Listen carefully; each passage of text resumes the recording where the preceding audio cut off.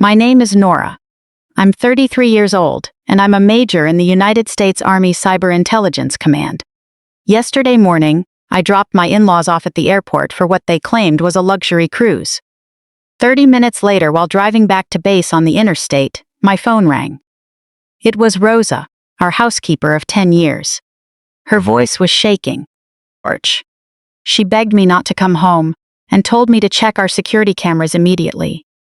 I pulled onto the shoulder of the highway, opened my phone, and tapped on the smart security app.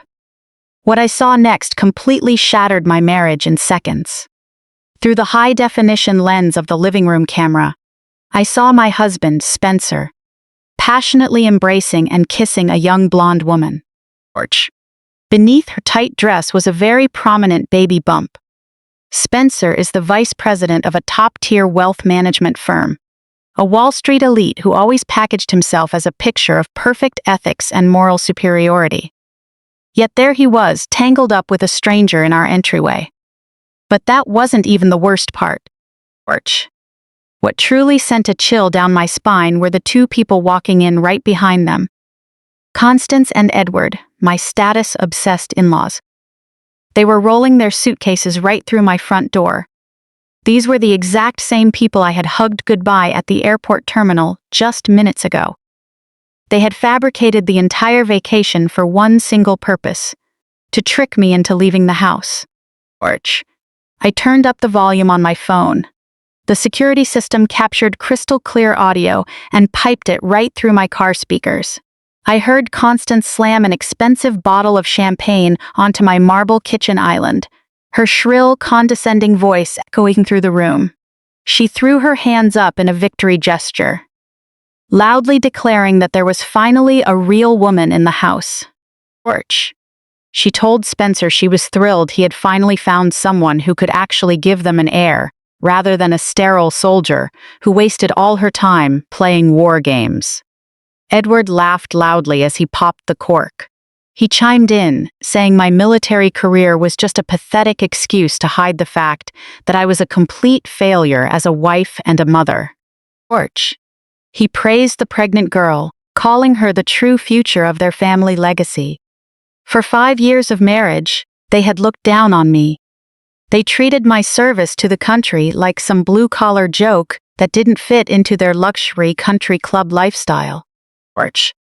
They constantly shamed me over our fertility struggles, completely ignoring the medical fact that Spencer was the one who couldn't have children, not me.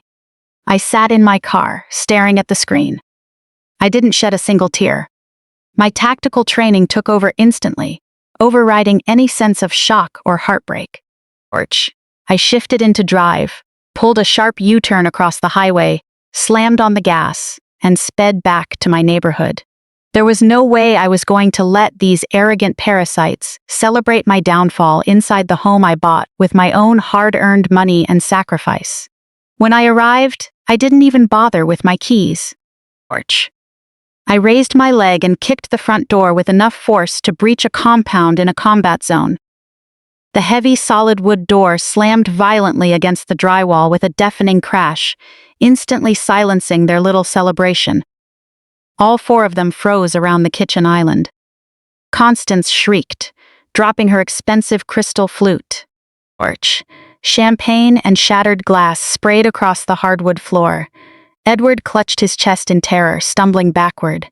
The pregnant girl let out a squeak and hid behind Spencer like a frightened child. I expected Spencer to panic. I expected him to stammer out a wild lie or beg for my forgiveness. Instead, his posture relaxed. A smug, arrogant grin spread across his face. He adjusted his expensive designer tie, completely unfazed by my sudden and violent entrance. He casually walked over to his leather briefcase, pulled out a thick legal document, and slapped it onto the marble countertop. He slid it across the island until it stopped right in front of me. He stared me dead in the eye and told me it was actually a good thing I came back early.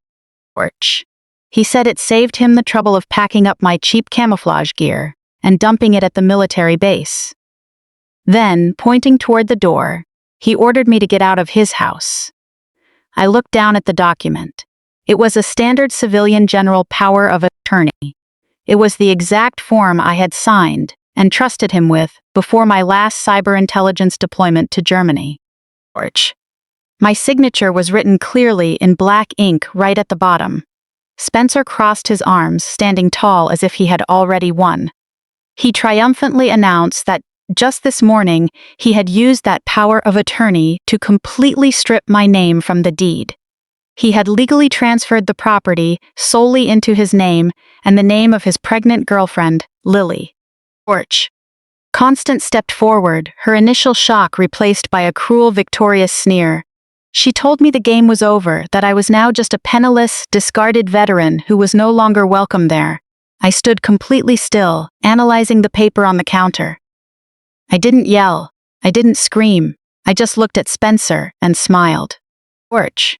Because my arrogant husband was about to get a brutal lesson in federal military law, and he would soon find out what happens when you try to scam an active-duty cyber intelligence officer.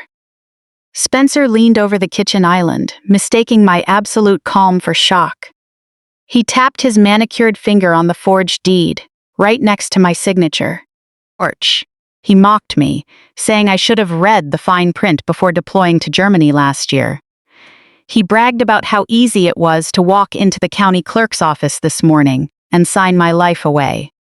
According to him, the power of attorney gave him absolute control over my assets, and he decided the best asset management strategy was to give my house to the woman carrying his child. George. He sneered, adjusting his expensive cufflinks, and bragged that he had been planning this for months. He had used his financial connections to rush the paperwork through. He timed everything for today, so that when I got back, I would find the locks changed and a cold new reality waiting for me. He told me he was tired of pretending to respect my career. George. He said that in his corporate circles, being married to a soldier was an embarrassment, and he was finally trading up for a woman who knew her place. Lily, the pregnant mistress, peeked out from behind his shoulder. Stroking her belly, she put on a pathetic, victimized face. George. She actually had the nerve to tell me she was sorry it had to end this way, but that Spencer deserved a real family. She said she needed a stable, beautiful home to plan a nursery, and my house was just perfect for her. Constance was practically glowing with malice. She stepped right up to me, smelling of expensive perfume and cheap spite. She poked her sharp fingernail toward my chest. George. She told me not to stand there like a mute and ordered me to start packing. She demanded I take my cheap uniforms and get out of her son's newly acquired house. She called me a genetic dead end, claiming I only cared about military promotions and couldn't even give her a grandchild. George. She laughed, telling me I should be grateful they were letting me pack my own things instead of throwing my trash onto the front lawn. I kept my hands loosely behind my back. My training taught me to never react to an enemy's initial provocation. You let them talk. You let them expose their entire battle plan. And Spencer was handing me his entire hand. George. He believed his little civilian legal loophole was foolproof. He actually thought he had outsmarted a military intelligence officer. I looked down at the deed on the counter. I asked Spencer if he really believed a standard civilian power of attorney was enough to steal a property funded and secured by the Department of Defense. Spencer let out a loud scoff. George. He took a step closer, trying to use his height to intimidate me. He said he was a vice president of finance and knew exactly how the law worked. He told me to stop bluffing, saying the house was his. The locks were being changed tomorrow, and I had 10 minutes to grab my bags before he personally threw me out. Edward, my father-in-law, had been watching this play out with absolute disgust. George. He decided he had tolerated me long enough. He told Spencer not to dirty his hands. Edward reached into his tailored suit jacket and pulled out his phone. He said dealing with a bitter, discarded woman was a job for the local police. Constance clapped in approval. She told Edward to make sure he mentioned to the dispatcher that I was a soldier. George. She maliciously suggested telling them I had severe PTSD and was acting completely unstable. She wanted the police to think I was dangerous so they would use force to remove me. I calmly watched Edward dial 911. He put the phone to his ear, dramatically changing his demeanor. He slumped his shoulders, putting on a panicked, breathless voice. Orch. When the dispatcher answered, Edward lied through his teeth. He claimed he was at his son's house, where a hostile, unstable Army veteran had just breached the door and refused to leave. He claimed I was highly aggressive, that there was a pregnant woman in the house fearing for her life, and begged them to send officers immediately before things turned violent. Orch. After hanging up, he gave me a smug, victorious glare. He crossed his arms and told me the authorities were on their way. He said if I didn't walk out right now, I would be dragged out in handcuffs, humiliated in front of the entire neighborhood. He even bragged that an arrest record would completely ruin my precious military career, ensuring I ended up with absolutely nothing. Orch. Spencer wrapped his arm around Lily, acting as if he were protecting her from a monster. Constance smirked, pouring herself a fresh glass of champagne. They stood there in my kitchen, completely convinced they had executed the perfect betrayal. They thought a legal trap and a false police report had me cornered. I didn't take a single step toward the door. Orch. I just stood my ground, waiting for the flashing lights. They thought calling the police was their winning move. What they didn't realize was that bringing law enforcement into this house was the exact catalyst I needed to trigger a federal response. And that response was about to completely dismantle their perfect, privileged lives. Red and blue lights soon flashed through my living room windows. Orch. A heavy, authoritative knock echoed through the hallway. Spencer grinned, stepping back to let Edward open the door. 2 police officers walked in, their hands resting alertly near their utility belts. Because Edward had painted me as a dangerous, unstable veteran, the officers entered prepared for a physical confrontation. Orch. Spencer immediately switched to his polished Wall Street executive persona. He stepped forward, raising his hands in a calming gesture. He spoke in a smooth, reasonable voice, playing the role of an exhausted, patient husband. He told the officers I was his estranged wife, recently back from overseas. Orch. He sighed heavily, shaking his head, claiming I was suffering from combat trauma and refused to accept that our marriage was over. He handed the freshly printed deed to the lead officer. Spencer pointed to the paperwork, confidently stating that he now held sole ownership of the property along with his pregnant partner, Lily. Constance decided to add some drama to the performance. Orch. She clutched her pearl necklace, gasping loudly, claiming she had been fearing for her life since the moment I kicked the door in. Lily even managed a fake tear, hiding behind Spencer and holding her stomach as if I were a threat. Edward stood tall in the entryway like a concerned patriarch, protecting his innocent family from a wild soldier. The lead officer reviewed the deed. Orch. When he turned to face me, his expression was stern. He told me the paperwork clearly showed Spencer as the legal owner. He ordered me to gather my things and vacate the property, warning me that if I refused, he would have to arrest me for trespassing. I didn't raise my voice. I didn't show even a hint of the panic they were desperate to see. Orch. I looked at the officer and told him I understood he was just doing his job, but that he was holding a fraudulent document. Moving my hands slowly and deliberately so as not to alarm the officers, I reached into the inner pocket of my military jacket. I pulled out my military ID, along with a thick, crisp document bearing a blue federal watermark, and handed them to the officer. Orch. Staring straight into Spencer's eyes, I began my explanation. I informed the officer that the house we were standing in was not standard civilian real estate.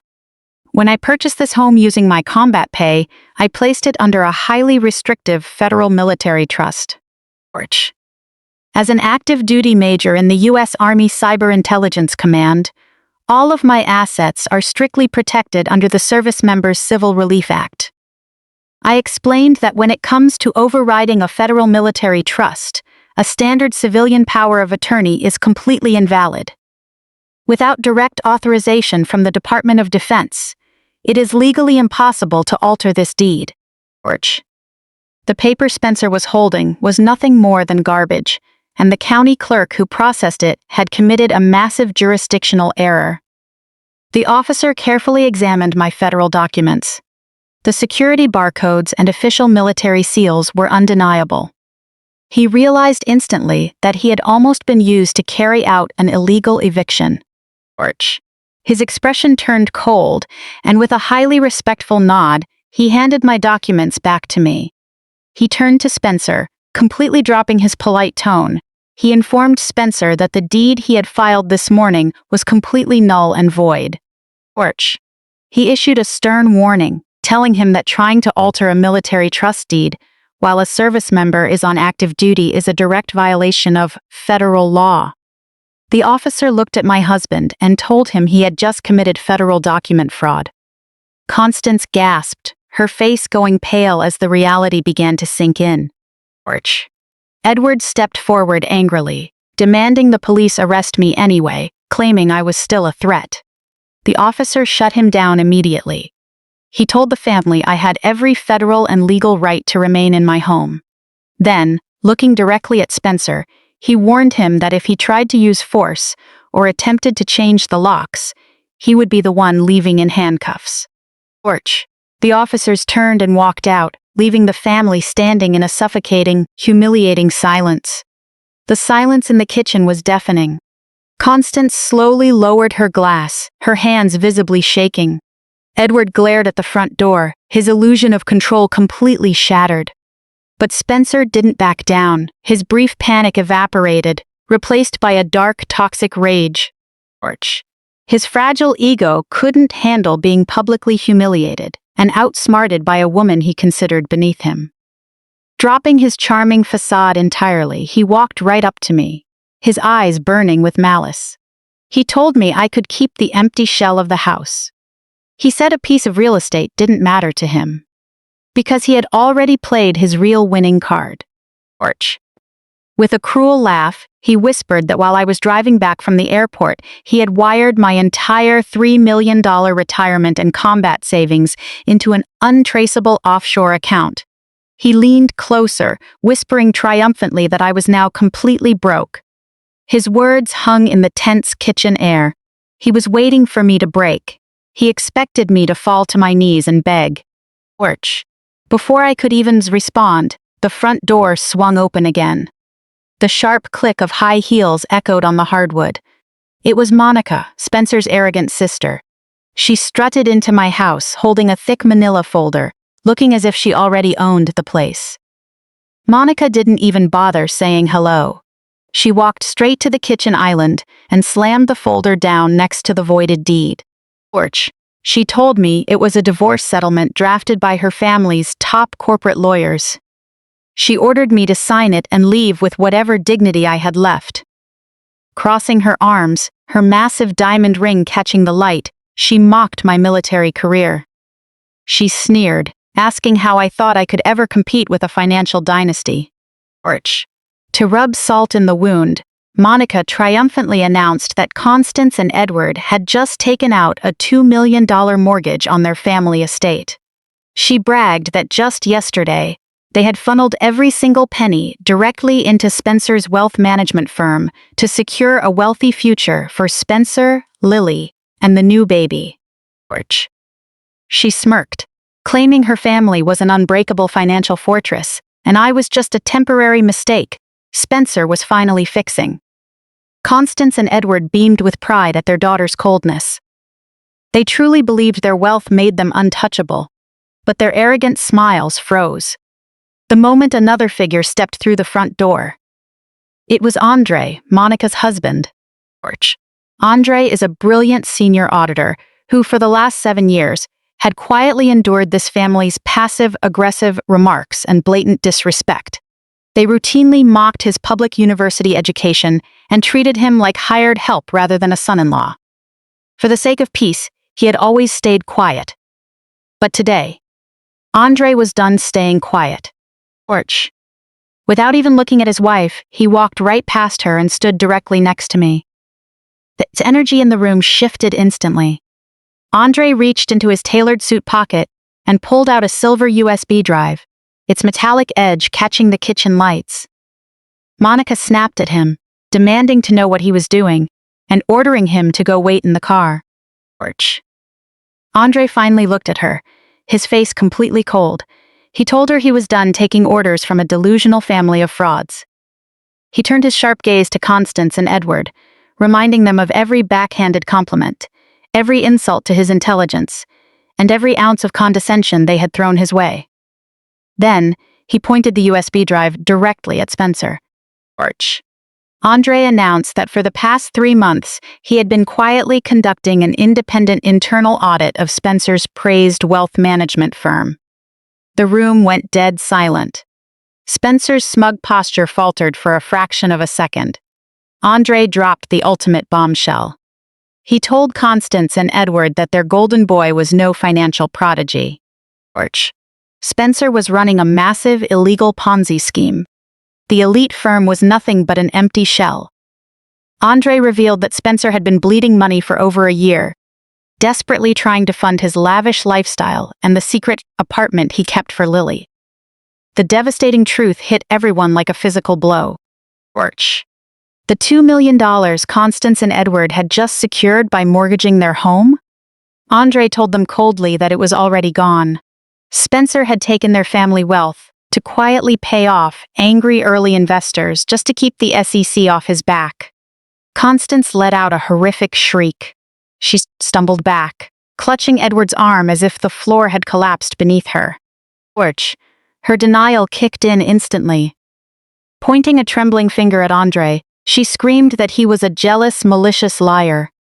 She shrieked that a simple accountant could never understand high-level corporate finance. Monica joined in hysterically, screaming at her husband to shut up and remember his place, threatening to ruin him. Andre didn't even blink. He looked at Monica and told her not to bother trying to ruin him, because first thing tomorrow morning, he would be serving her with divorce papers of his own. He told the family that the irrefutable evidence of Spencer's massive financial fraud was sitting right on that silver USB drive. Every eye in the kitchen turned to Spencer. His parents looked at him with desperate, pleading eyes, waiting for him to deny it, waiting for him to promise them their $2 million was safe. But Spencer didn't deny it. Instead, he threw his head back and laughed. It was a loud, unhinged laugh that echoed through the kitchen. He reached into his designer briefcase, pulled out a sleek silver laptop, slammed it onto the island, right on top of my voided divorce papers, and flipped it open. The glow of the screen illuminated his arrogant, ruthless face. He typed in a password and spun the laptop around so Andre and I could see. It showed an international banking portal, with a bright green progress bar slowly crawling across the monitor. Spencer looked at Andre and mocked him. He admitted the firm was a shell, and even praised Andre for finally finding the paper trail, but added that the audit was completely useless now. Smiling maliciously, Spencer pointed to the screen. He announced that the remaining stolen funds, including my entire $3 million savings and the last of his parents' mortgage money, were currently being routed to untraceable, anonymous offshore accounts in the Cayman Islands. He leaned over the counter, eyes gleaming with greedy desperation, laughing in our faces. "So what if you have evidence?" Spencer sneered. "The money is moving. No one can stop a wire transfer once it's in motion." Spencer's arrogant laughter bounced off the kitchen walls, loud and desperate. He stood there pointing at his laptop, completely intoxicated by his own perceived genius. Constance and Edward let out massive sighs of relief, deciding they didn't care how many laws their son had broken as long as their stolen money was safe offshore. Monica crossed her arms, smirking at Andre, as if Spencer had just proven his superiority. They were all waiting for me to break. They expected me to scream, throw things, or beg for my life savings back. I did none of those things. I slowly took a step back from the kitchen island. I walked over to the entryway where my tactical backpack was sitting on the floor. The heavy canvas felt familiar under my hands. With one clean motion, I unzipped the main compartment. I reached inside and pulled out a heavy, matte black, military-grade tactical laptop. Encased in ruggedized rubber armor and sealed with a biometric lock, it stood in stark contrast to Spencer's fragile civilian device. I brought it to the island and placed it firmly right next to his. Orch. Spencer let out a loud, condescending laugh. He asked me what I thought I was doing, mocking me, asking if I was going to log into my mobile banking app just to watch my balance hit zero. Constance chimed in with a nasty chuckle, telling me I should use that heavy computer to start applying for minimum wage jobs. Orch. Monica rolled her eyes, telling Andre to stop wasting time and get out of the house before he embarrassed himself further.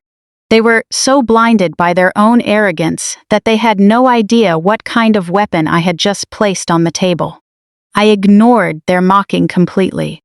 I pressed my thumb against the biometric scanner on the keyboard panel. Orch. The laptop booted up instantly, casting a cool blue light across my face. I looked up, meeting Spencer's arrogant gaze. I asked him if he actually remembered what I do for a living. Spencer rolled his eyes, waving his hand dismissively, saying I was just a glorified clerk who processed government spreadsheets. He claimed my uniform was nothing but a costume to make myself feel important. Orch. I kept my voice flat, steady, and filled with absolute authority. I told him he had just made the most catastrophic miscalculation of his life. I informed him that I don't process spreadsheets, and I don't play war games. I stated my full title slowly and clearly. I am an active duty major in the United States Army Cyber Intelligence Command. Orch. My specialty is tracking, intercepting, and dismantling international financial networks used by hostile threats. Looking him dead in the eye, I said, I shut down encrypted offshore laundering syndicates before breakfast. Your little Cayman Islands transfer is amateur hour. Spencer's smug grin faltered for a fraction of a second, but he quickly shook his head, trying to maintain his bluff. Orch.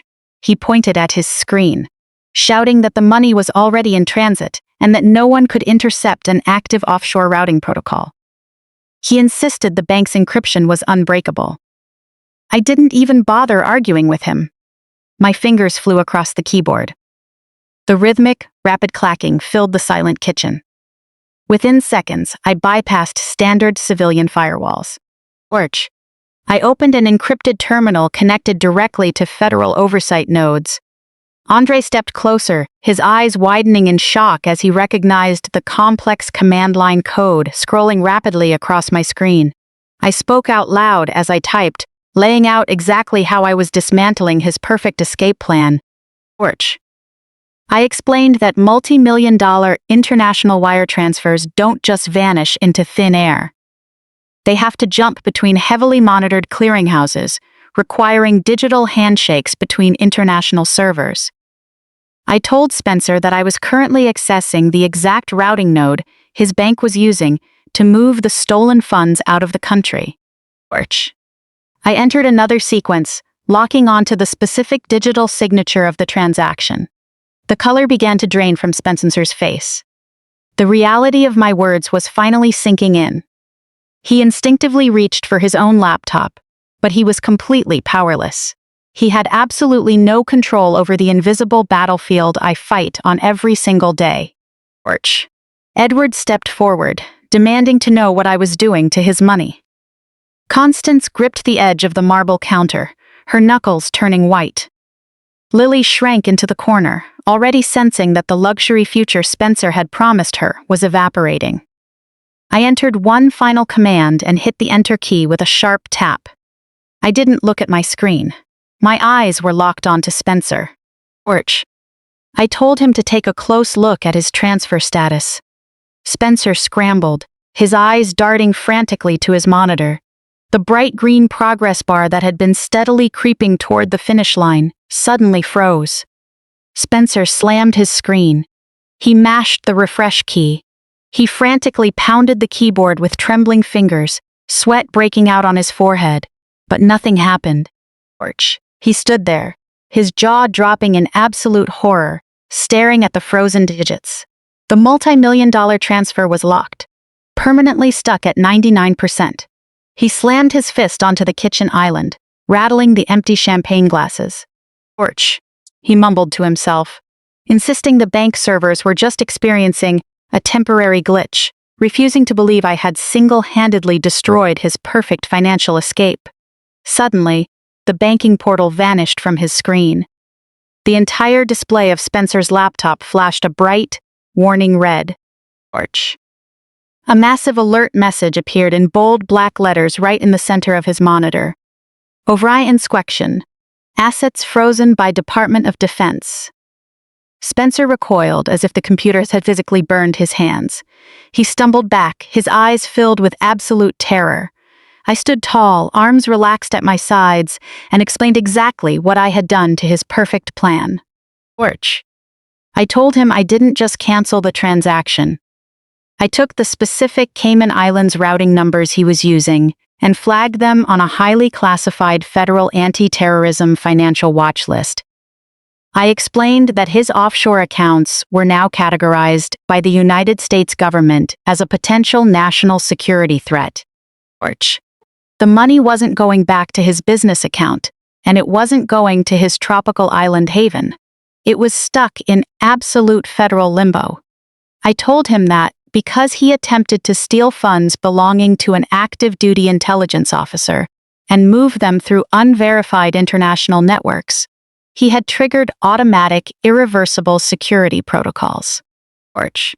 The funds were now locked in a blind trust, pending a full federal investigation. The color completely drained from Edward's face. He grabbed the edge of the counter, suddenly finding it hard to breathe. The horrific reality had finally hit him. The $2 million he had secured by mortgaging his family estate was now locked away in a military counterterrorism investigation. Torch. Constance shrieked, lunging forward to grab Spencer's shoulders. Her manicured nails dug deep into his expensive suit jacket as she demanded he fix the problem immediately. She ordered him to get on his phone, call the bank manager, and lift the freeze right this second. Andre stepped forward, his voice cutting right through their pathetic panic. Torch. He looked at Constance and told her she was completely delusional. As a senior auditor, Andre explained exactly what a Department of Defense asset freeze meant in the financial world. He told his mother-in-law that there was no bank manager to call. He said Spencer's accounts were currently triggering systemic alerts across every financial regulatory agency in the country. Torch. Andre looked coldly at his wife, Monica, and informed her that her golden boy brother was legally paralyzed and completely radioactive. Anyone tied to those accounts would be thoroughly investigated. Monica shifted her rage from me and aimed it straight at her brother. She slammed both hands onto the counter, demanding to know if Andre was telling the truth. Torch. She screamed at Spencer, asking if he had really landed their parents' entire family wealth onto a government watch list. Spencer ignored her, his eyes darting wildly around the room as he tried to calculate a way out of the massive disaster he had built for himself. Lily backed away from the island. Torch. She looked at Spencer, realizing the lavish, wealthy future she had been promised was evaporating right in front of her. She whimpered, holding her stomach as she realized the man she thought was a financial genius was actually a cornered criminal who had just triggered a federal counterterrorism response. Spencer was dripping with sweat. Torch. A bead rolled down his cheek, soaking his crisp white collar. His breathing was heavy and ragged. But a narcissist never truly accepts defeat. His fragile ego simply couldn't handle being dismantled by a woman in front of his entire family. He stared at the glowing red warning screen for a long moment. Then, with a sudden, violent movement, he slammed the laptop shut. Torch. He stood up straight, snapped his designer tie back into place, and forced a stiff, arrogant grin onto his face. He looked at me, letting out a breathless, mocking laugh. He told me I thought I was incredibly clever. He said freezing that specific offshore account was nothing more than a minor inconvenience in the grand scheme of his life. Torch. Thumping his chest, he reminded everyone in the room that he was untouchable. He announced that he didn't need that frozen money to survive. He proudly declared that tonight was the high-profile downtown corporate gala. Tonight, he was going to walk across the stage and accept the Entrepreneur of the Year award in front of the city's wealthiest elite. He bragged that he would secure investments from 10 new billionaires before midnight. He claimed his firm held too much prestige to fail, and that he could easily bypass my little federal freeze and rebuild his entire empire by tomorrow morning. He turned to Constance, Edward, and Lily. He ordered them to stop panicking and go upstairs to put on their expensive evening wear. He told them to leave the miserable, broke soldier alone in her kitchen while they went out to celebrate his massive industry success. I watched them rally around his desperate delusion once again. Constance lifted her chin, attempting to regain her elite posture as she escorted Lily toward the stairs. Edward gave me a look of pure hatred before following them. I didn't move to stop them. I just smiled. It was a cold, knowing smile. I looked Spencer dead in the eye and told him to go ahead and put on his finest suit. I told him I wouldn't miss his acceptance speech for the world. Spencer scoffed at my promise to attend. He threw his head back with a forced, arrogant laugh, completely refusing to accept the reality of his situation. He looked at Constance and Edward, telling them to ignore my empty threats. He insisted I was just a bitter, discarded woman screaming in empty rage because I had lost my place in their elite world. He wrapped his arm around a still-shaking Lily, who was clutching her prop belly, and guided her toward the front door. Constance recovered quickly, desperate to maintain her country club persona. She smoothed down her expensive silk blouse and flashed me a look of pure disgust. She told me the downtown gala was an exclusive, invite-only event reserved for the city's highest social circles. She sneered, claiming security would throw me onto the pavement the moment they saw my face. Edward chimed in, pointing a trembling finger at me to declare that by tomorrow morning, he would make sure my name was blacklisted from every decent institution in the state. 他们从走廊拿起了设计师、服装和过夜行李箱，完全确信他们的财富和地位，让他们无懈可击。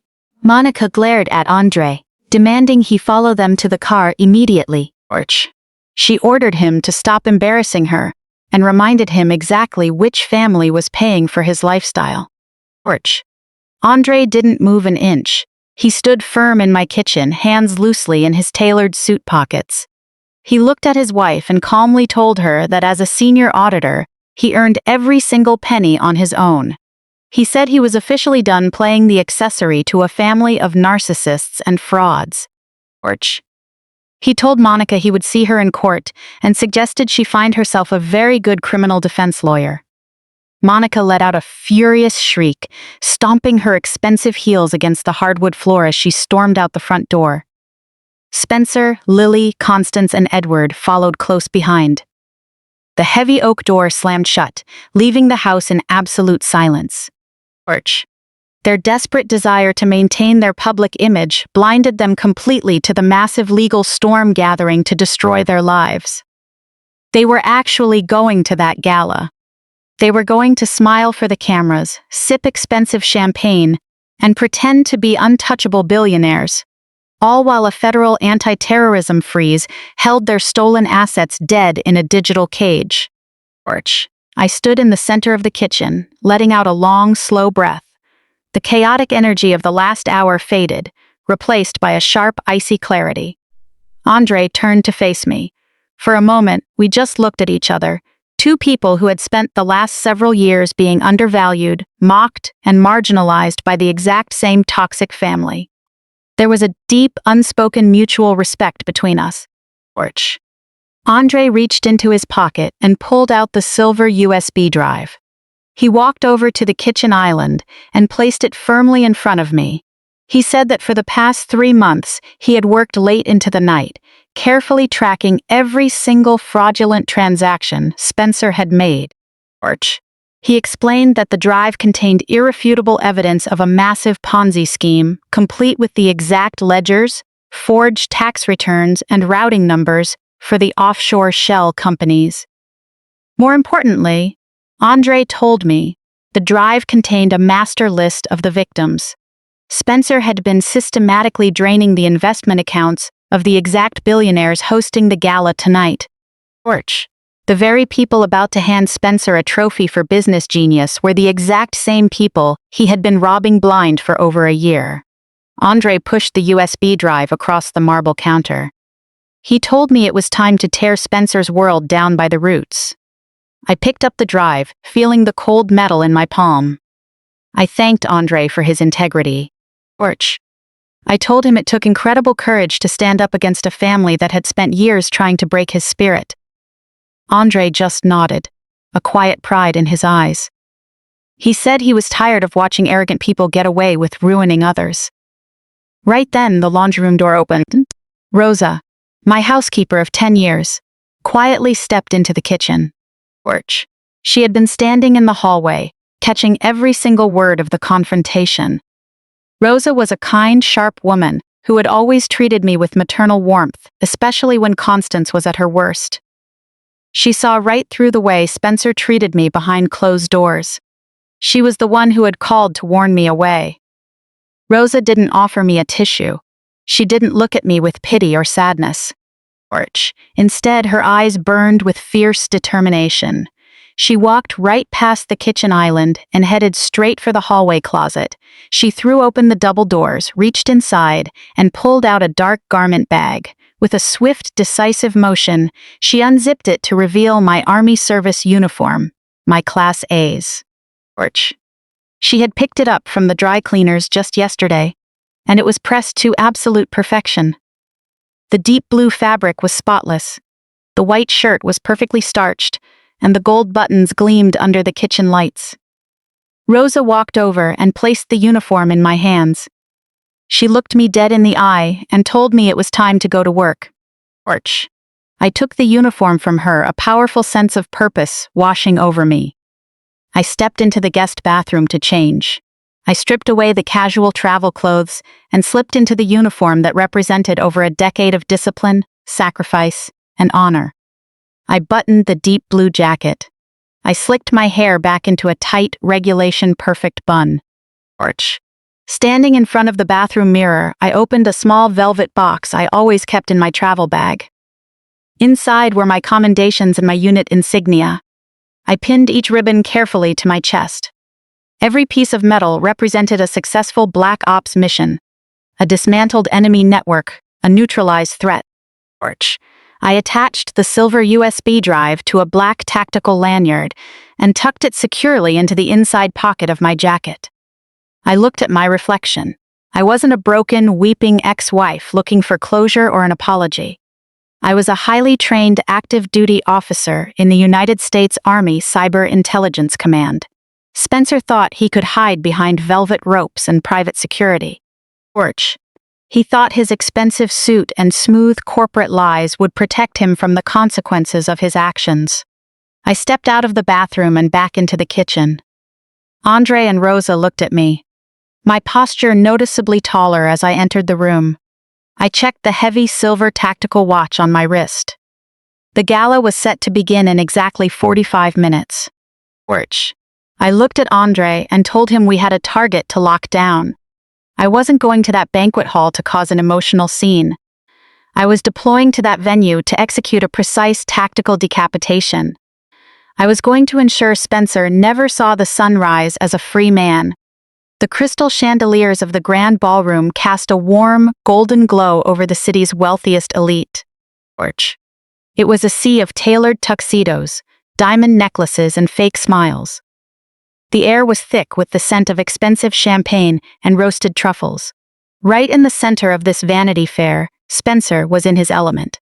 Holding a crystal flute in one hand and keeping his other hand casually in his pocket, he projected the ultimate image of a successful, self-made financial titan. He laughed loudly at a joke made by a local politician, working the room effortlessly as he searched for his next targets. A few tables away, Constance and Edward were putting on a masterclass in social manipulation.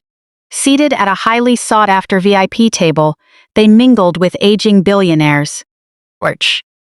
Constance was practically bursting with vanity as she introduced Lily to the table, repeatedly placing her hand over Lily's prop belly while loudly bragging about the great heir arriving to carry on their family name. Edward chimed in, telling investors how incredibly proud he was of his son for building a massive wealth management empire while maintaining strong traditional family values. Lily played her part perfectly, offering a shy, modest smile while resting her hand gently over the silicone insert. They were completely convinced they had gotten away with it. They thought the stolen money was safe, and they thought I was sitting in a cold, empty house, crying over a ruined life. They had no idea I was currently striding through the revolving glass doors of the hotel lobby. I stepped onto the imported marble floor, the polished heels of my military shoes snapping sharply against the stone. I wore my deep blue Army service uniform. The fabric was immaculate, the creases sharp enough to cut glass.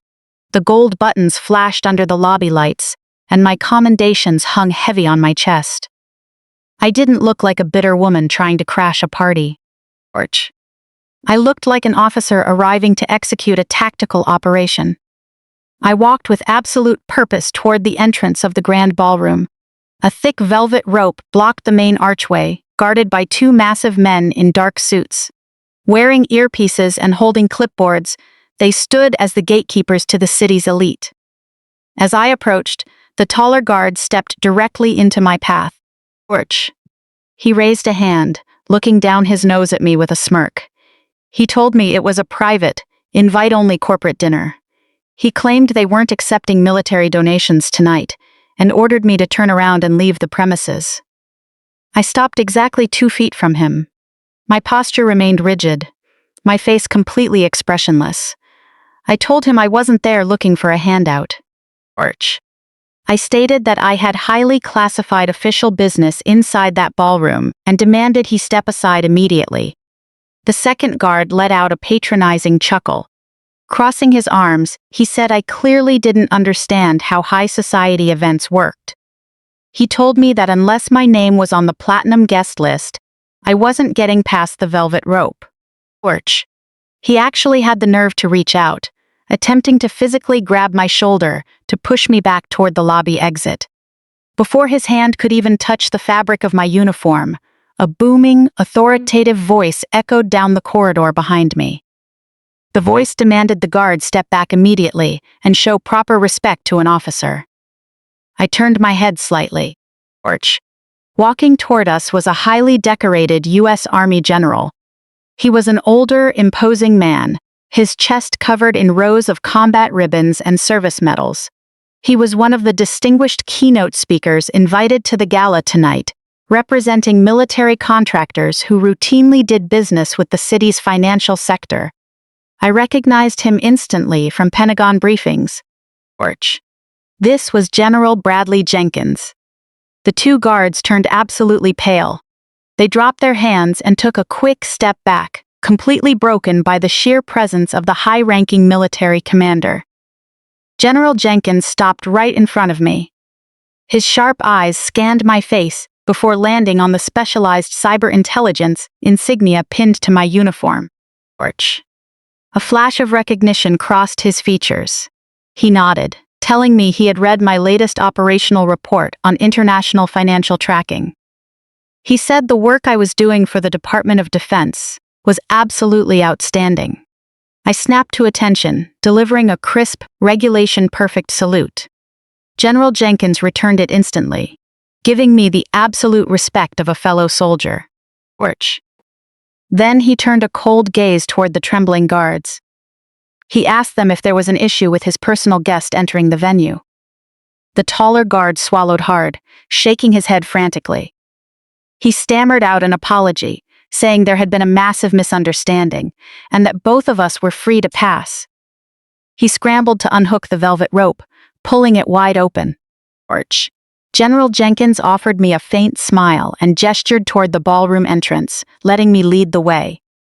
I thanked him for the escort, squared my shoulders, and walked right past the humiliated guards. I stepped into the grand ballroom. The visual impact was immediate. Porch. In a room crowded with black tuxedos and pastel evening gowns, my deep blue military uniform cut through the crowd like an air raid siren. Several guests near the entrance turned to look, their conversations dying out instantly as their eyes locked onto my medals and my unyielding expression. I ignored them all. My gaze swept across the massive room, locking onto my target. Porch. Spencer was standing near the front stage, laughing with a group of older men. He took a sip of his champagne, looking thoroughly pleased with himself. I began a slow, deliberate march straight down the center aisle of the ballroom. I moved past the ice sculptures and towering floral arrangements, my eyes never leaving his face. Suddenly, Spencer turned his head. Porch. His gaze cut through the crowded room and met mine. The confident, arrogant smile vanished from his lips instantly. I saw the exact second his brain processed the image. He saw the uniform. He saw the medals. He saw the cold, calculated intent radiating from my posture. The crystal flute tilted in his hand, spilling a few drops of expensive champagne onto his polished leather shoes. Porch. Panic flooded his features. In a split second, he realized I hadn't surrendered, and his perfect evening was about to turn into a war zone. Just as Spencer recoiled in terror, the announcer's booming voice echoed through the massive venue speakers. Porch. The MC enthusiastically called for the crowd's attention to be directed to the main stage, asking everyone to put their hands together for their Entrepreneur of the Year, Spencer. The crowd erupted into celebratory applause. Spencer froze completely, staring dead at me as I continued my march straight toward the stage. Porch. The thunderous applause from 500 of the city's wealthiest Minglo echoed under the arched ceilings. The announcer pointed toward the stage, repeating Spencer's name with energetic passion. Spencer remained frozen at the front row, eyes locked on me. He was pale, his chest heaving as panic paralyzed his legs. Porch. The crowd expected their star of the evening to move, and the polite applause began to falter slightly into awkward confusion at his rigidity. Edward leaned forward quickly, giving him a hard shove at the small of his back, hissing at him to get up there and accept the award. The physical jolt seemed to snap Spencer out of his trance. Porch. He forced the panic down, burying it beneath a thick layer of corporate arrogance. Wiping the spilled champagne from his hand, he pasted on a brilliant, entirely fake smile and jogged up the carpeted steps of the main stage. He walked up to the clear acrylic podium and adjusted the microphone. Porch. Looking out at the crowd, he deliberately avoided eye contact with me as I continued my slow, steady advance down the center aisle. Spencer began his acceptance speech, tapping into the practiced, seasoned charm of a professional fraud. He thanked the local politicians and billionaire investors sitting in the front rows, calling them his mentors and closest friends. Porch. He spoke passionately about the absolute necessity of financial integrity, having the nerve to stand under the bright stage lights and claim his wealth management firm was built on unyielding honesty and transparency. I kept walking, my polished military shoes clicking in time. I watched Spencer gesture toward his VIP table, pointing directly to Constance, Edward, and Lily. Porch. Deliberately lowering his voice to a sickeningly sweet tone, he told the room that a man is nothing without family. He proudly announced that he was building a massive financial legacy, not just for himself, but for the beautiful growing family he cherished above all else. He flashed a warm smile at Lily, who patted her silicone stomach right on cue for the cameras. Porch. A collective sigh of admiration rippled through the audience. They were completely taken in by the performance, having no idea the man they were applauding was actively draining their portfolios to fund his pathetic lie. I was halfway down the aisle now. My heavy blue uniform was a massive visual disruption against the soft evening gowns and black tuxedos. Porch. Guests sitting near the path began turning their heads, their polite smiles melting into deep confusion as they watched me approach the stage. Constance noticed me. She was sitting at the very front VIP table, practically vibrating with excitement over her son's glory. But as she turned her head and saw me marching directly toward her precious golden boy, her face twisted in pure rage. She realized I wasn't there to watch quietly from the shadows. She knew I was there to ruin the biggest night of their lives. With a loud screech of wood against the floor, Constance pushed her chair back violently. She stood up, her expensive silk gown rustling as she stepped aggressively into the dead center of the main aisle. Planting her feet and crossing her arms, she attempted to physically blockade my path to the stage. As I drew near, she leaned in, a venomous sneer on her face. She whispered maliciously, ordering me to turn around and get out through the back door before she had me arrested for trespassing. She told me I was a pathetic, jealous woman, trying to ruin a night that was completely out of my league. I didn't slow my pace for a fraction of a second. I kept my stride and ignored her pathetic attempt at intimidation entirely. The exact moment I was 1 foot away from a head-on collision, I executed a crisp, regulation tactical sidestep. Shifting my weight and dipping my shoulder slightly, I glided right past her like a ghost, without producing an ounce of physical contact. Constance had braced herself for an impact that never came, having thrown all her weight onto her 6-inch designer heels. My sudden evasion caused her to completely lose her balance. She pitched forward, letting out a loud, ungraceful yelp. Her arms flailed wildly as she went down, crashing heavily into a nearby table. Silverware clattered to the floor, and a pitcher of ice water flipped over, drenching her expensive silk dress. Several high society guests gasped in horror, but I didn't even turn my head to look at her. I reached the base of the stage. 2 burly private security guards stood on either side of the wooden steps. They immediately stepped forward, raising their hands to block my access to the podium. I stopped and locked eyes with the guard on the right. Holding a perfect stance of attention, my posture rigid, my gold buttons and medals flashing under the lights, I didn't say a word. I simply projected the absolute, unquestionable authority of a United States military officer. The guards hesitated. They looked at my uniform, then glanced nervously toward the VIP section, where General Jenkins was sitting, watching the entire confrontation with intense focus. The guards realized instantly that they were completely out of their depth. They lowered their hands and stepped back, clearing my path. Spencer saw the guards retreat. The last bit of color left his face completely. His charming, confident speech began to stutter, the words catching in his throat as I walked directly up the carpeted stage steps. He gripped the edges of the acrylic podium so hard, his knuckles turned white. Leaning into the microphone, his voice trembling, he desperately tried to keep talking about his corporate success. I marched right to the dead center of the stage. I walked straight up to the podium, invading his personal space until we were only inches apart.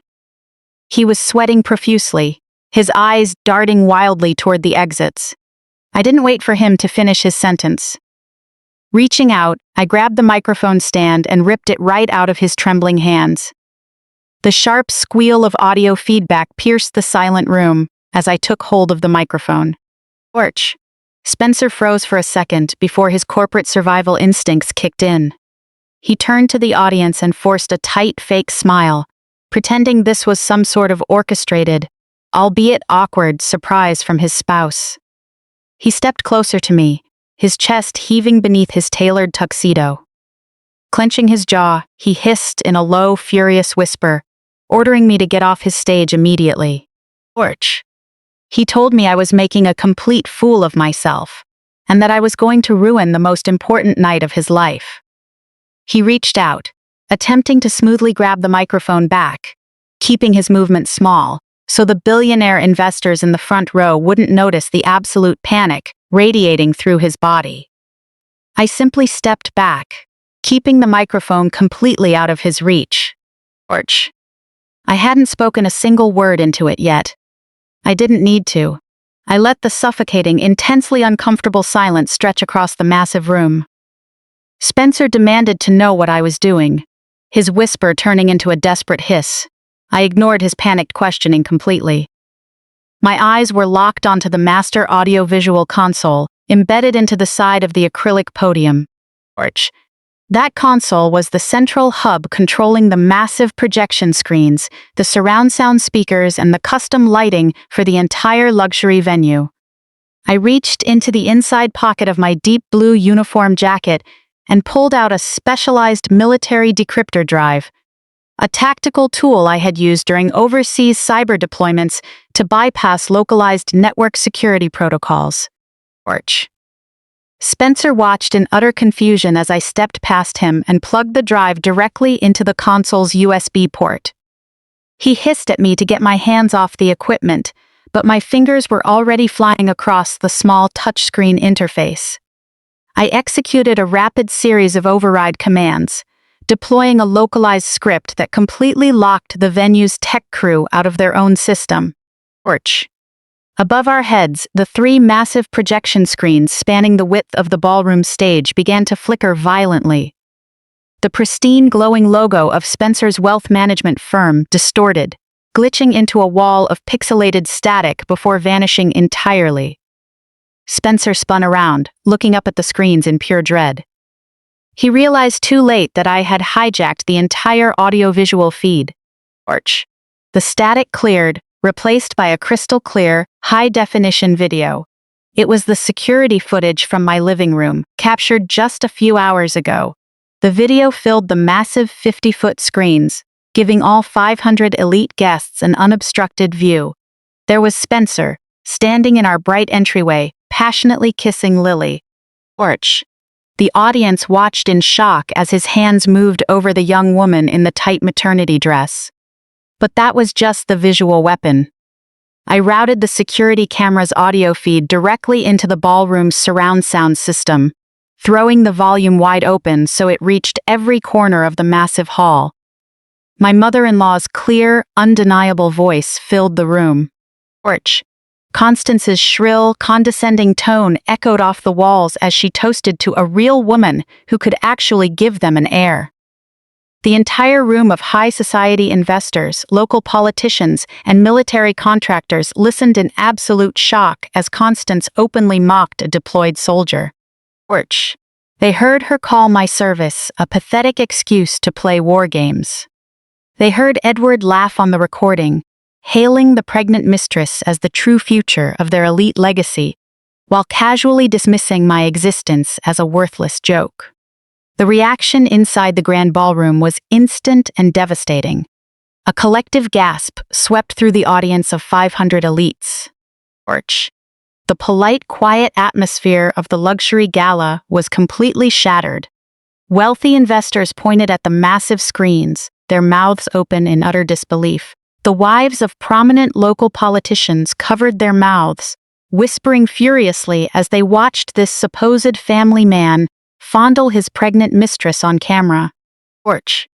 General Jenkins sat at his VIP table, his expression hardened into pure, unadulterated disgust as he heard my in-laws openly mock a serving officer.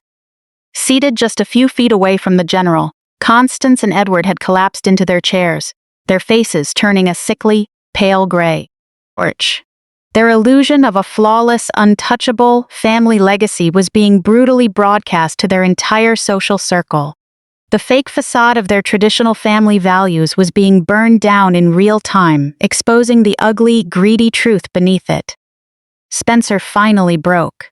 The smooth, charming Wall Street executive vanished completely, replaced by a cornered, frantic animal. Porch.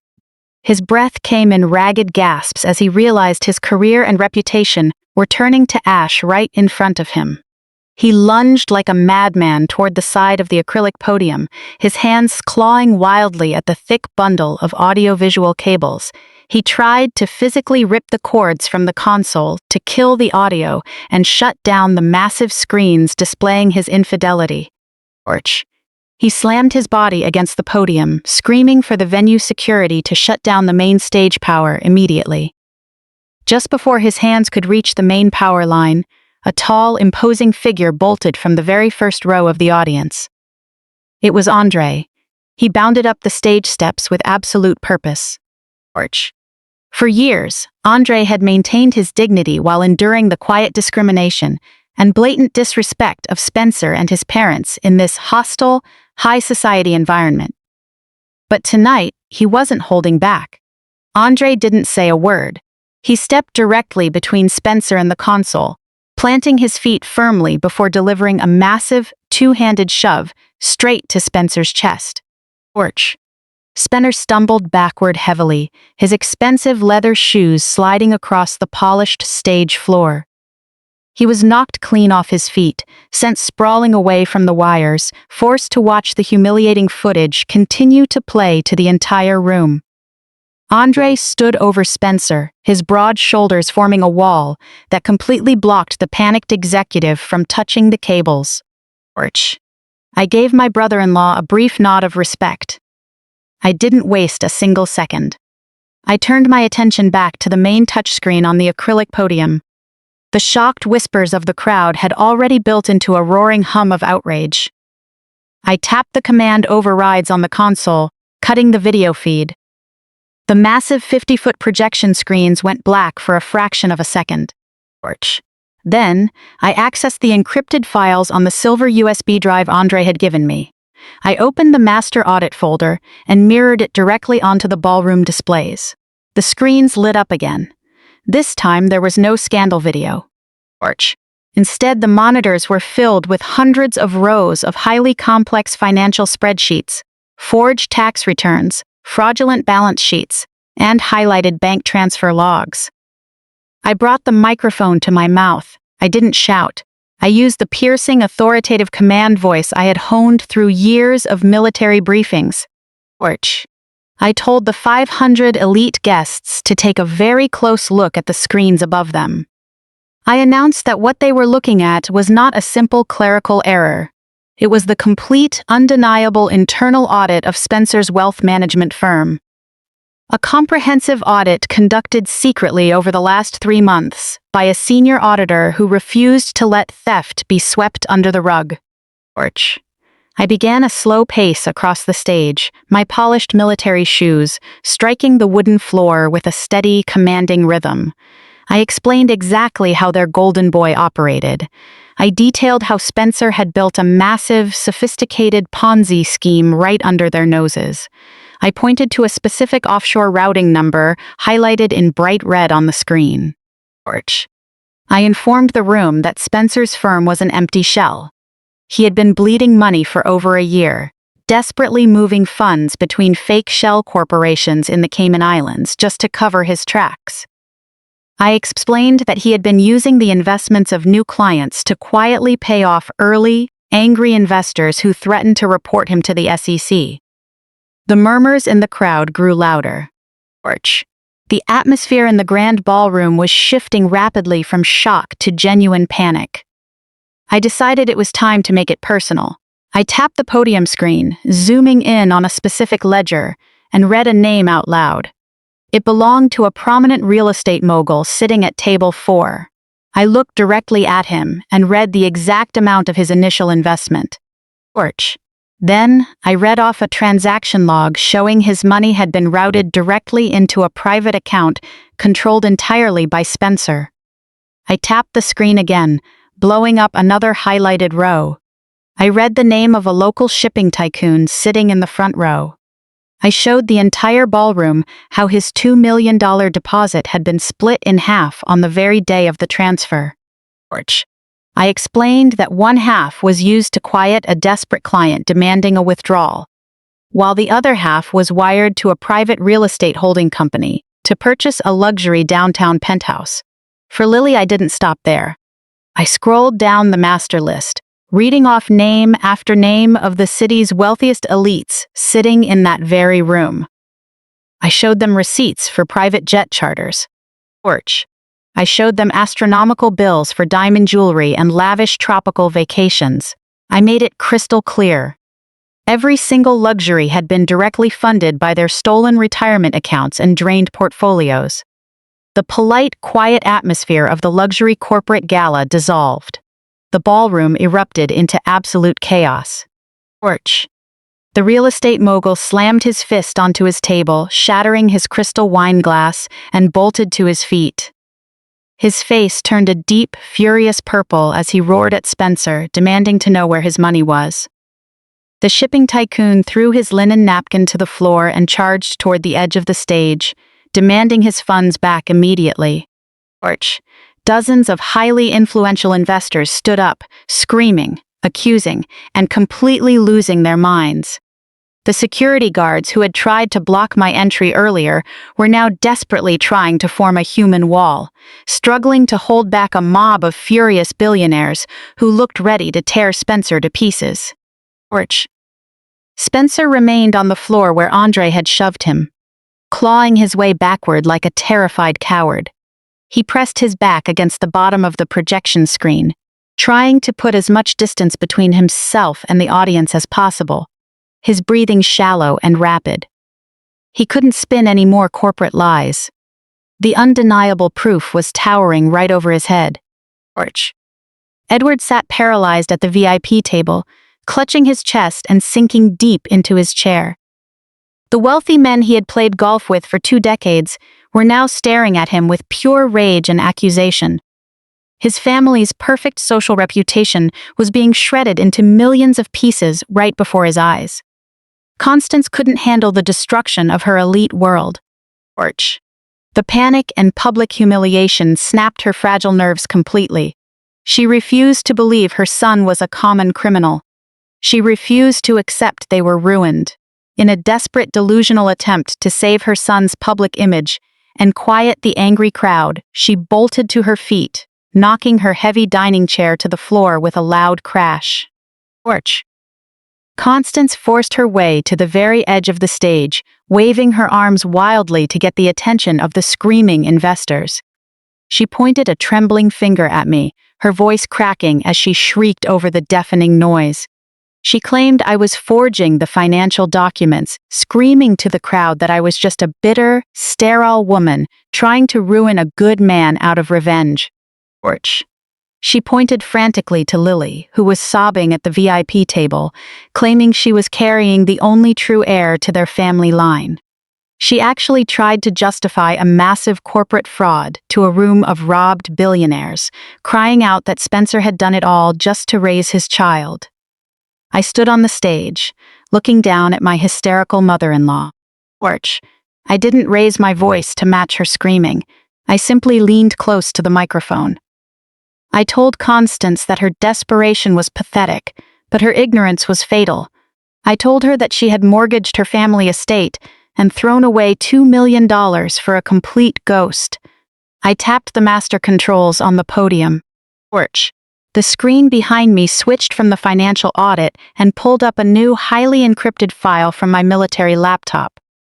I directed the audience's attention away from the sweating, cornered executive on stage and pointed straight at the VIP table, directly at Lily. Torch. Lily was shaking violently in her tight designer dress, trying to make herself invisible, her eyes darting toward the emergency exits. She realized her lucrative contract was exploding right in front of her. The wealthy politicians and investors near the VIP table turned, staring dead at the terrified young woman. Torch. I asked the crowd if they really believed a cold-blooded con man like Spencer was capable of building a real family. I told them to look at the new document on the screen. A detailed, heavily redacted federal background report appeared on the display. I announced that the woman sitting at the VIP table was not a loving partner. Her name wasn't even Lily. Torch. Reading the details from my intelligence file, I made sure the entire ballroom heard. I explained that she was a high-paid escort from a premium agency 3 states over. I showed the audience the exact wire transfers Spencer had made to the agency over the past 8 months. I explained that Spencer hadn't brought her into his life to be a father. Torch. He had hired her for a very specific, calculated scam targeting his own parents. I looked down at Constance and Edward, who were frozen in absolute shock. The color drained completely from their faces. I told them Spencer knew his firm was collapsing. He knew the authorities were closing in, and he needed untraceable cash to quiet his angriest investors. But he also knew his parents would never liquidate their sacred estate just to pay off his bad business debts. He needed an emotional trigger. He needed to exploit their obsession with carrying on the family name. I explained to the silent ballroom that Spencer had hired the escort and paid a premium for her to wear a specialized prosthetic belly. He had fabricated the entire pregnancy. The ultrasound photos Constance had been showing off to her country club friends were nothing but stock images purchased online. Spencer knew Constance and Edward would do anything to secure a grandson and an heir. They had walked right into his trap, mortgaging their multi-million-dollar home and handing the cash straight to him. Edward stared blankly at the projection screen, his mouth opening and closing as he tried to process the massive deception. Earlier tonight, he had been boasting to his billionaire friends about setting up a private preschool fund for this child. Now he was facing the reality that he had bankrupted his entire legacy for a lie. Constance shook her head violently, her styled hair falling apart. She screamed that I was lying, claiming she had felt the baby kick just yesterday, and demanded security drag me off the stage. I didn't argue with her. The digital evidence was done speaking. I walked away from the podium, leaving Spencer on the stage floor to face the angry investors still held back by security. I walked down the carpeted steps. My polished shoes made no sound on the heavy carpet, but every eye in the room followed me. The crowd parted without hesitation. Wealthy billionaires and their shocked wives backing away to create a wide path straight to the VIP table. I walked right up to Lily. She tried to stand and run, but she was trapped between the heavy dining chair and the horrified guests behind her. She pressed her back against the wall, her hands still instinctively clutching her round stomach. I stopped right in front of her.